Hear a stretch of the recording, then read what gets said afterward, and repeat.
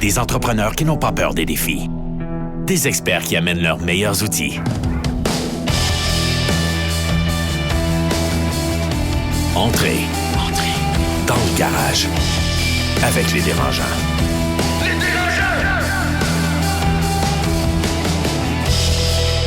Bienvenue à ce nouvel épisode hors série dans le garage du podcast Les Dérangeants. Je suis Carlo Coccaro, dérangeant et entrepreneur, et j'animerai aujourd'hui une discussion sur le thème de l'heure en entrepreneuriat, les opportunités, les enjeux liés à l'intelligence artificielle et son implantation dans les entreprises. Pour cet épisode spécial, je suis accompagné de mon dérangeant préféré, Noah Redler. Ah, t'attends ça, les autres préférés. Sacré Étienne. Alors, Noah qui est PDG de Arch Innovation. Et on est aussi accompagné de deux experts partenaires que je vous présente à l'instant. On a Madame Raviport de Desjardins. Bonjour, Carlo. Bonjour, donc, je suis scientifique de données, donc je suis leader en rayonnement et en partenariat en analytique avancée, dont l'intelligence artificielle. Et j'ai également mon organisme à but non lucratif Héros de chez nous, où est-ce qu'on fait aussi la littératie technologique. Super. Et on a Monsieur Benoît Yel de Gallin WLG. Bonjour, Benoît. Bonjour. Je suis ingénieur en informatique et agent de brevet basé au bureau de Montréal de Gallin WLG. J'aide les entrepreneurs, j'aide les entreprises à protéger des innovations en intelligence artificielle, entre autres choses. Super. Merci beaucoup d'être là, tout le monde. Ça fait plaisir. Alors, aujourd'hui, on parle d'intelligence artificielle et de nouvelles technologies pour les entrepreneurs. Et quand on parle d'intelligence artificielle, c'est un terme qu'on entend à toutes les sauces, que ce soit à la radio, dans les journaux, dans les revues spécialisées. J'aimerais ça qu'on prenne quelques minutes pour démystifier c'est quoi l'intelligence artificielle, parce qu'on entend ce mot-là, on entend deep learning, machine learning, automatisation, robotisation, blockchain. Est-ce que tout ça, c'est la même chose? Est-ce que tout ça est séparé? Comment est-ce qu'on peut démêler tout ça rapidement là, pour nos amis entrepreneurs? C'est pas la même chose. Donc, comme tu l'as dit, c'est plein de buzzwords. Donc, l'intelligence artificielle, c'est un ensemble d'algorithmes, de techniques qui permet de simuler les traits de l'intelligence humaine. Par exemple, la reconnaissance par imagerie, la reconnaissance vocale. Mm-hmm. Et puis, on peut penser à des poupées russes, c'est-à-dire, mettons que tu en as 3. Donc, l'extérieur, c'est l'intelligence artificielle. Okay. Au milieu, tu as le machine learning. Donc, le machine learning qui est un sous-ensemble également de l'intelligence artificielle, ça fait partie.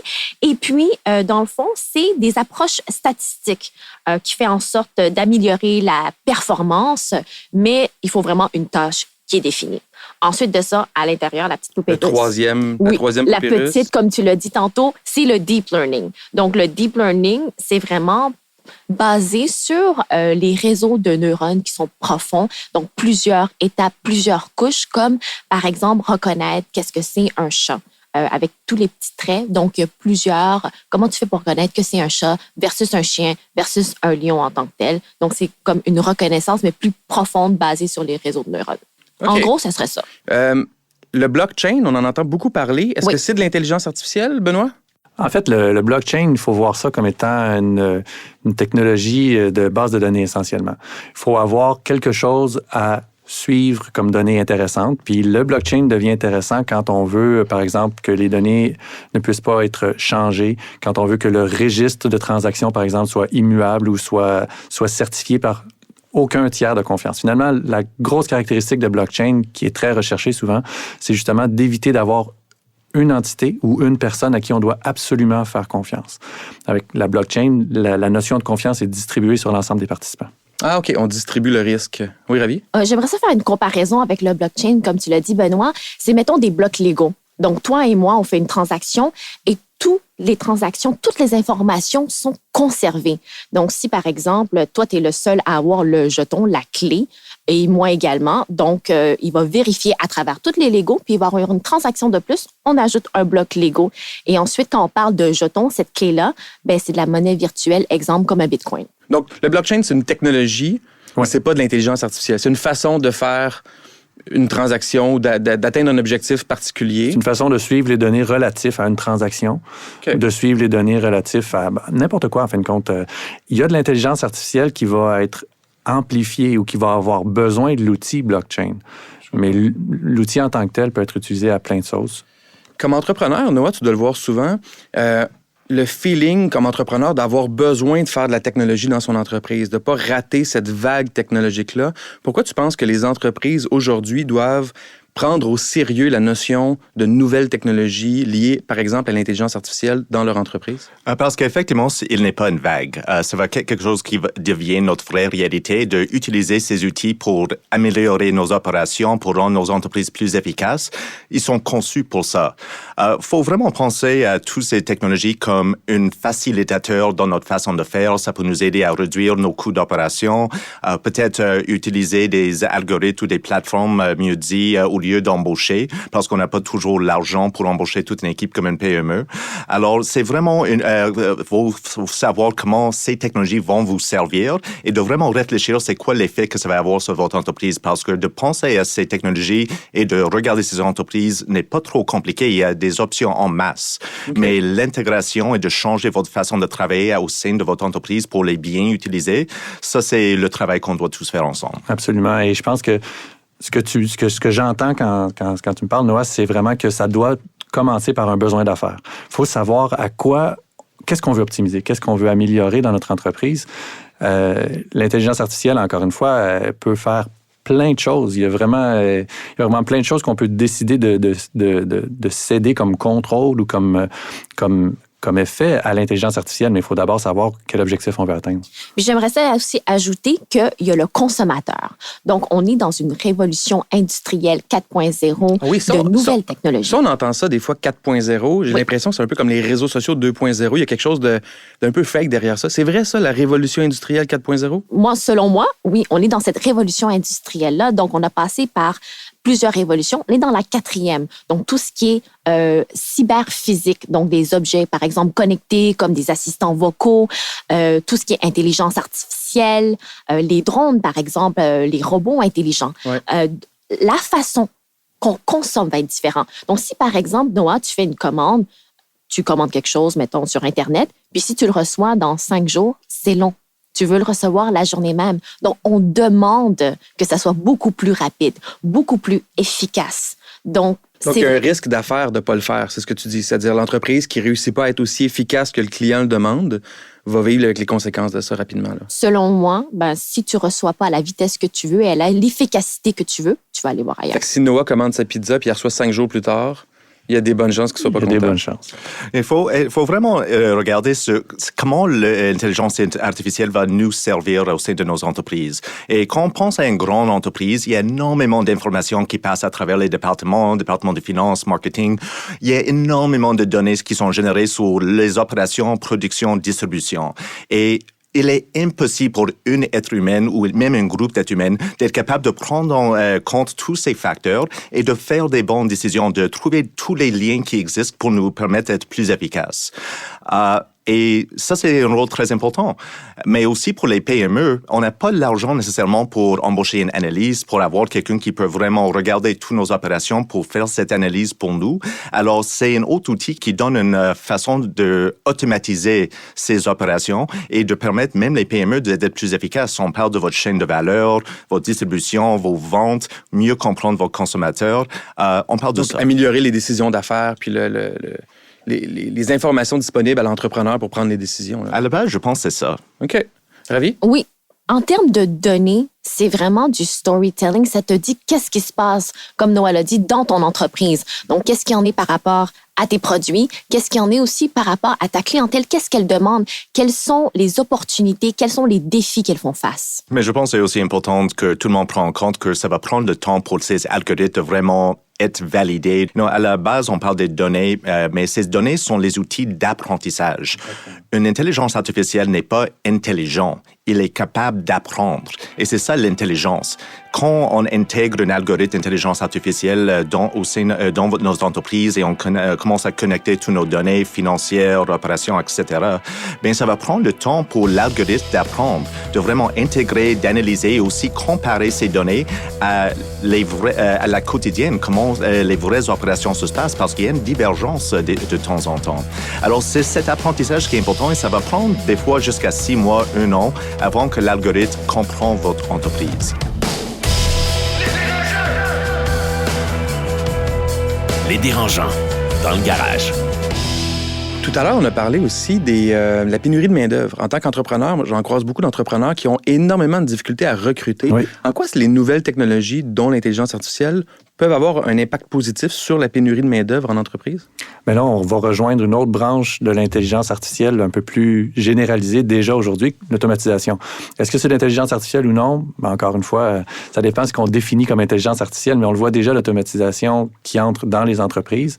Et l'automatisation va de toute façon être amplifiée par de l'intelligence artificielle.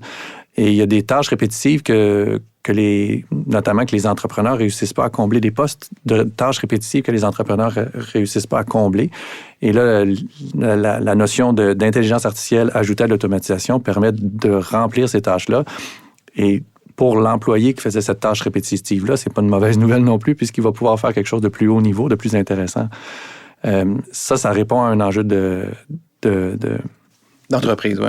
Oui, et de pénurie de main-d'œuvre. Moi, je le vois beaucoup dans ma pratique en région davantage que dans la région de Montréal. OK. À l'extérieur des grands centres, c'est encore plus marqué. Un exemple générique, mais un exemple concret de ce que tu vois en région? Tout ce qui est travail d'usine répétitif, par exemple, que ce soit d'appliquer de la peinture sur une pièce de façon uniforme, de façon conforme, un exemple parmi d'autres, mais cette tâche-là peut tout à fait être bien accomplie avec de l'automatisation et de l'intelligence artificielle. Et on ne parle pas nécessairement de peinturer exactement toujours la même pièce de la même façon, mais que le robot soit capable d'ajuster sa façon de peindre à la pièce qu'il y a devant lui. Okay. Ce genre de solution-là. Oui, Ravi. J'aime ça aussi donner un exemple, c'est-à-dire, nous, chez Desjardins, auparavant, les chèques se lisaient vraiment par des humains un par un. Donc, si, exemple, tu as 100 000 chèques dans une journée, qu'est-ce que tu fais? Est-ce qu'on est capable de tout lire, tout valider?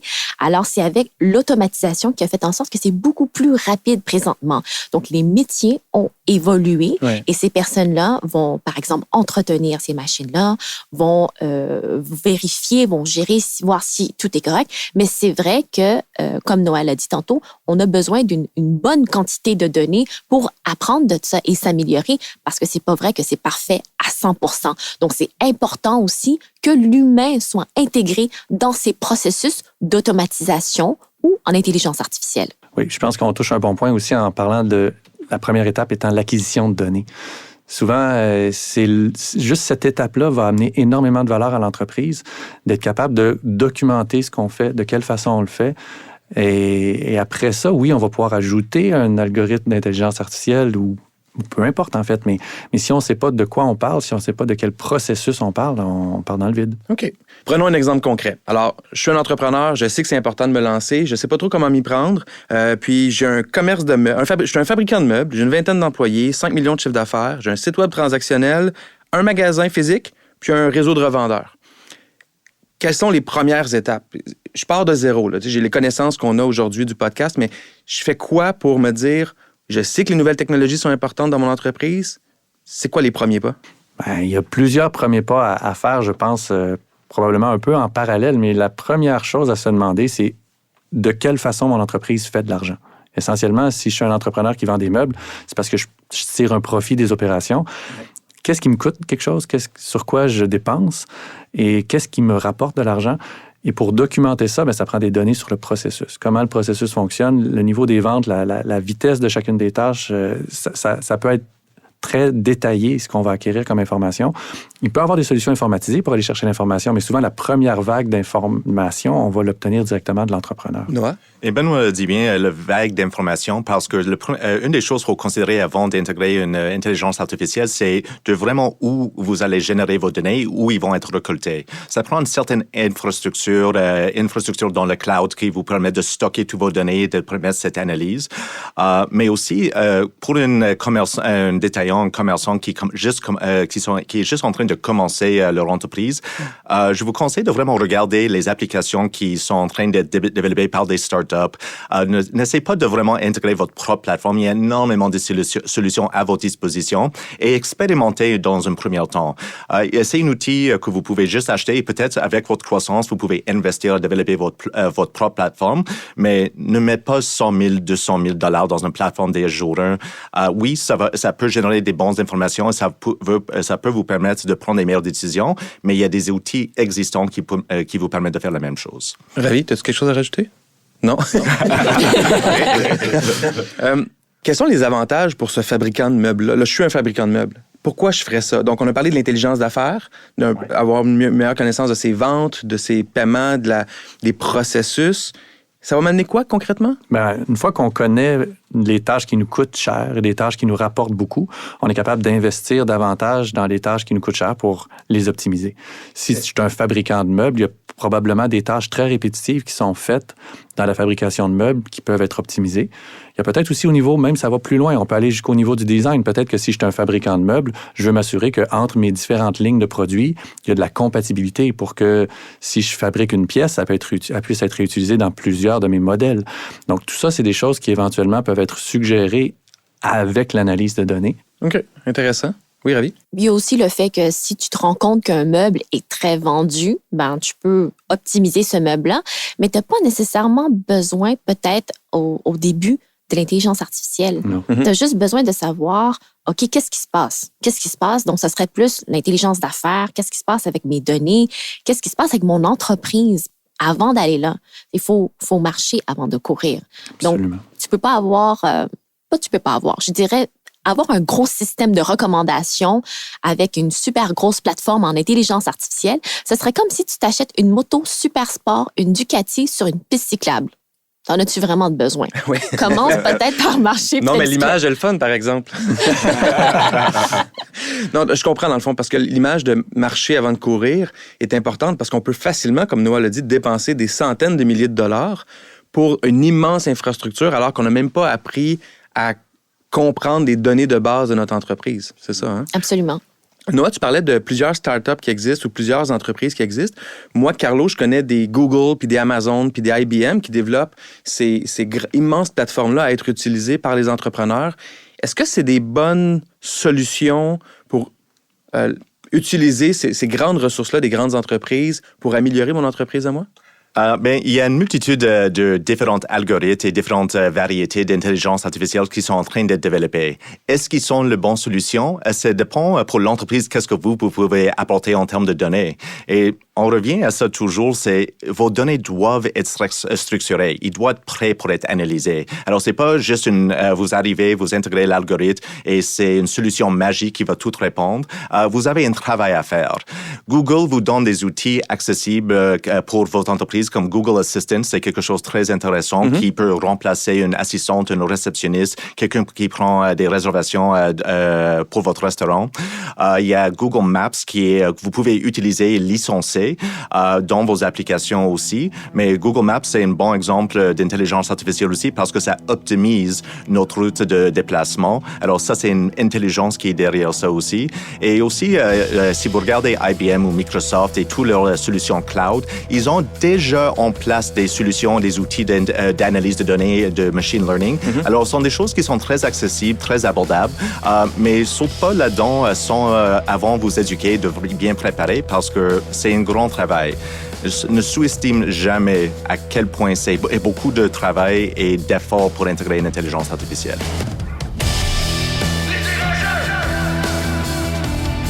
Les dérangeants, dans le garage. Aujourd'hui, peut-être pas nécessaire d'avoir une scientiste des données ou un architecte de données dans votre entreprise, mais ça va devenir très important dans le proche avenir. Et on parle de JP Morgan, par exemple, où 25% de leurs employés sont maintenant des informaticiens, des ingénieurs scientifiques. On parle des... Et ça, c'est une entreprise de finance, là. C'est une entreprise de finance, mais ils remplacent des financiers, des brokers avec des algorithmes maintenant. Alors, ils ont besoin des gens qui peuvent gérer l'algorithme. On parle avec des fermiers qui parlent des fermes du futur, des fermes automatisées. J'ai parlé avec quelqu'un qui m'avait posé la question, est-ce que j'embauche quelqu'un pour faire la récolte ou est-ce que j'embauche un informaticien pour mon tracteur intelligent? Et on n'a pas la réponse encore. Mais ça va devenir très important à se questionner là-dessus dans le prochain avenir. Puis quand on parle de scientifiques de données, c'est des personnes qui sont extrêmement en demande. Donc, chez Desjardins, je m'occupe du recrutement universitaire de ces personnes-là. Je te dirais qu'ils n'ont aucun problème à trouver un emploi, à chercher un emploi, et ils peuvent même, des fois, être, en parenthèse, demandants, mais c'est normal, ils ont tellement d'offres devant eux autres. Ouais. Donc, ça ajoute au défi d'implanter des nouvelles technologies en entreprise, d'être capable de recruter des spécialistes des nouvelles technologies dans son entreprise. Il faut être bien structuré parce qu'ils veulent travailler, je présume, être efficaces dans leur travail. Donc, on ne peut pas commencer en les embauchant si on n'est pas prêt à maximiser leur potentiel? Ça dépend. Ça dépend parce qu'il y a aussi le fait que la personne va apprendre avec toi. Donc, elle va prendre le côté business et puis elle peut avoir le côté très intrapreneurial et puis faire en sorte que ta compagnie grandit en termes de données avec toi pour comprendre, pour optimiser. Donc, par exemple, dans le côté que Noé avait dit en agriculture, tu peux avoir un scientifique de données qui va apprendre puis qui est nouveau aussi. Donc, les deux, vous apprenez. Petite question, toi qui côtoies ces licornes-là au quotidien, est-ce que c'est aussi stéréotypé que j'ai l'impression que c'est? Donc, des gens antisociables devant leur ordinateur qui trippent sur Star Wars? Tu peux me regarder, là? Ouais. Je suis antisociale. Non, toi, ça va. Est-ce que tu aimes Star Wars? Star Wars versus Star Trek. Ouais. Go. Star Wars. Mais je te dirais qu'il y a des personnes de tous les genres, de tous les types, partout, puis même dans notre équipe en analytique avancée, même dans notre direction principale, analytique avancée, connaissance client, on est une centaine de personnes, puis on est tous différents. Mais c'est comme ça partout. Ouais, on est tous différents. C'est une drôle de réponse. Ça dépend des personnes à une autre. Ouais, OK. Quelque chose qu'on peut peut-être ajouter aussi sur le fait de vouloir commencer à intégrer de l'intelligence artificielle dans une entreprise, c'est d'être bien certain qu'on va avoir protégé nos arrières, qu'on va être bien sûr, si on engage un consultant, par exemple, qu'on développe de la propriété intellectuelle notamment, de savoir à qui cette propriété intellectuelle-là va aboutir. C'est un bon point parce que qui va posséder la même pour propriété. bâtir un site web, il faut savoir à qui appartient la technologie derrière le site web. Donc, j'imagine que des technologies encore plus avancées qui requièrent encore plus d'investissement, ça devient un enjeu majeur. Est-ce que tu le vois beaucoup dans ta pratique? Ben oui. Une des choses qu'on voit beaucoup une des choses qu'on dit beaucoup aux entrepreneurs de s'assurer de bien faire, c'est leur contrat d'embauche, leur contrat de service avec des consultants, de s'assurer que les dispositions de propriété intellectuelle sont claires et qu'on sait ce qui nous appartient dans un projet. C'est certain que si moi, je suis un consultant qui livre des solutions d'intelligence artificielle au quotidien, je n'irai pas donner le cœur de ma solution. Sauf que je vais donner au moins une licence pour utiliser cette solution-là à l'entreprise qui m'a engagé. Oui, mais si moi, j'ai payé 200 000 à cette entreprise-là, ce sous-traitant-là, pour bâtir une technologie pour l'entreprise, est-ce que je peux posséder malgré tout ce pourquoi j'ai investi 200 000 Bien, dépendant de comment ça a été fait, il y a des fortes chances dans ce cas-là que la technologie t'appartienne à 100%. À ce moment-là, ce que l'entreprise a fait, c'est de la recherche. Benoît. Ça me rassure. L'entreprise a fait, le consultant a fait de la recherche pour ton entreprise et les résultats de la recherche, à ce moment-là, t'appartiennent. Okay. Ce qui est différent de dire qu'il y a un logiciel qui existe et je prends une licence de ce logiciel-là que je l'utilise dans mon entreprise. Je comprends. Avec les employés, moi, je fais signer des contrats d'embauche à mes employés qui stipulent que tout ce qui est conçu sur leurs heures de travail pour lesquelles ils sont rémunérés ne leur appartient pas, appartient à l'entreprise. Est-ce que c'est standard aussi pour ce qui est des nouvelles technologies ou de l'intelligence artificielle? Oui, c'est des termes qui sont relativement standards. Il faut faire attention parce que la personne a toujours du know-how en anglais. Il a toujours sa capacité de savoir-faire à développer de la technologie. On ne peut pas enlever cette capacité-là de cette personne-là à développer elle-même de la technologie, sauf que les fruits de son travail appartiennent à l'employeur. Ça, c'est ce qu'on veut que le contrat d'embauche stipule clairement. Parfait.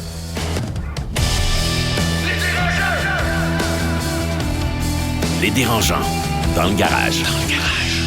Dernier point avant de conclure cette conversation-là, parlons des risques et des enjeux de ces nouvelles technologies-là, parce qu'on l'a vu au niveau des emplois, donc les transitions pour des gens comme mes parents qui vont devoir se trouver des nouveaux emplois alors qu'ils n'ont pas du tout la formation pour utiliser de nouvelles technologies, mais il y a aussi des enjeux éthiques pour l'entrepreneur avec ces nouvelles technologies-là et la quantité d'informations disponibles sur ses clients ou sur un paquet d'autres affaires. Encore là, on part d'où? Je suis un entrepreneur, j'ai ma boutique de meubles. Comment je dois me préparer à ces enjeux-là? Préparer. Je peux utiliser un autre verbe si tu veux.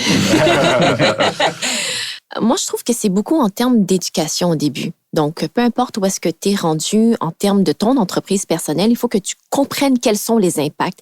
C'est pour ça que j'aime ça parler de la Déclaration de Montréal pour un développement responsable de l'intelligence artificielle qui a été créée récemment. Donc, c'est une déclaration des principes, 10 principes de base, moi, je trouve, selon moi, qui sont basés beaucoup sur la Charte des droits et libertés de l'homme en tant que tel. Et puis, c'est vraiment comment faire en sorte que les algorithmes soient responsables, comment faire en sorte d'avoir aussi une utilisation responsable des données, en résumé. OK. Puis ça, donc, tu dis un entrepreneur devrait, d'une part, lire cette charte-là, oui, de l'utilisation responsable de la nouvelle technologie. Est-ce qu'il y a d'autres étapes pour se mettre dans le jus, parce que les entrepreneurs, on est très pratico-pratique, on voit des clients potentiels, on voit des enjeux de productivité, on veut régler ça, mais on parle des enjeux de protection des données qui peuvent venir en cours de route. Mieux vaut se préparer quand même avant de commencer.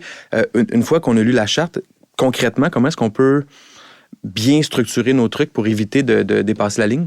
Je pense pour une petite entreprise, par exemple, c'est important d'être transparent avec vos employés.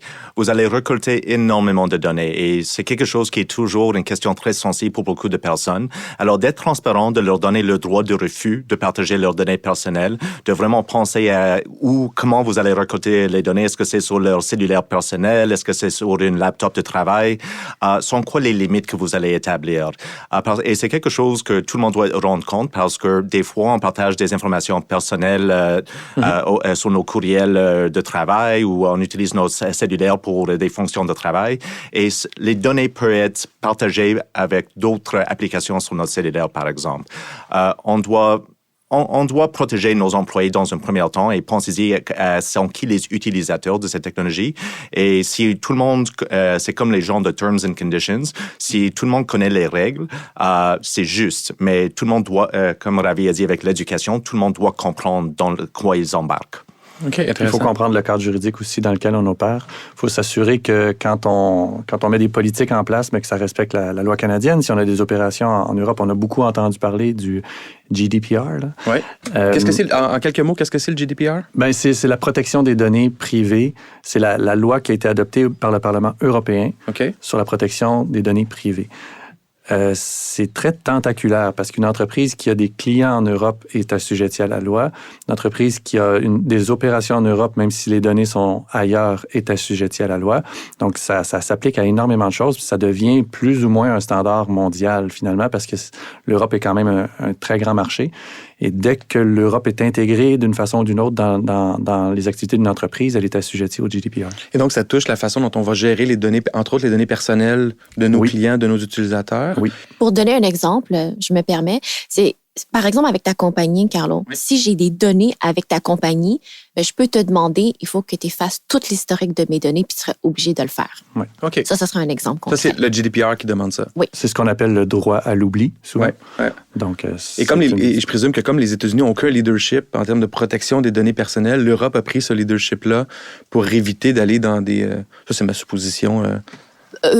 J'irais pas jusqu'à là. Je te dirais qu'il y a certaines grandes entreprises américaines qui ont créé leurs propres principes.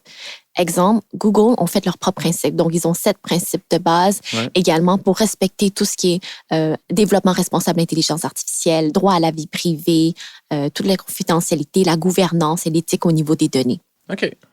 J'aimerais ça revenir aussi sur ce que tu as dit, Noah, en termes de protection de l'intimité, de la vie privée, qui est aussi le 3e principe de la Déclaration de Montréal.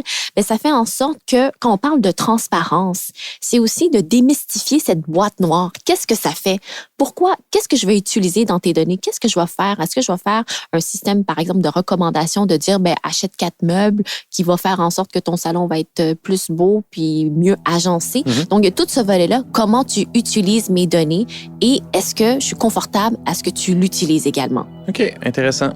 Écoutez, tout le monde, je vous remercie énormément pour cette conversation-là. J'espère que nos auditeurs vont trouver que ça a été assez pratico-pratique parce que moi, comme entrepreneur, j'ai beaucoup appris puis ça m'oriente beaucoup mieux pour implanter des nouvelles technologies en commençant tranquillement parce qu'il ne faut pas courir avant de marcher.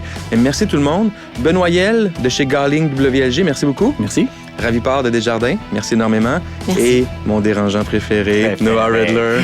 Merci beaucoup. Toujours un plaisir, Carlo. Merci tout le monde. Merci. Des entrepreneurs qui n'ont pas peur des défis. Des experts qui amènent leurs meilleurs outils. C'était Dans le garage. Avec les dérangeants.